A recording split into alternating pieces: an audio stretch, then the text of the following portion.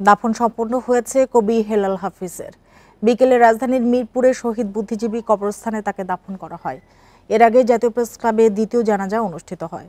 এছাড়া সকাল 11টায় কবি হেলাল হাফিজকে শ্রদ্ধা জানানো হয় বাংলা একাডেমি প্রাঙ্গণে। পরও অনুষ্ঠিত হয় তার প্রথম জানাজা। শুক্রবার দুপুরে বাথরুমে পড়ে গিয়ে আহত হন হেলাল হাফিজ।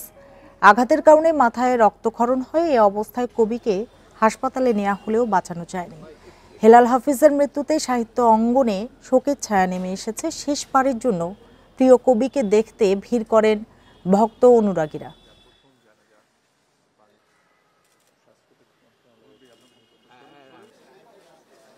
কবি বেঁচে থাকে তার কবিতায়, এবং হেলাল হাফিজ তার কবিতাতে বেঁচে থাকবেন।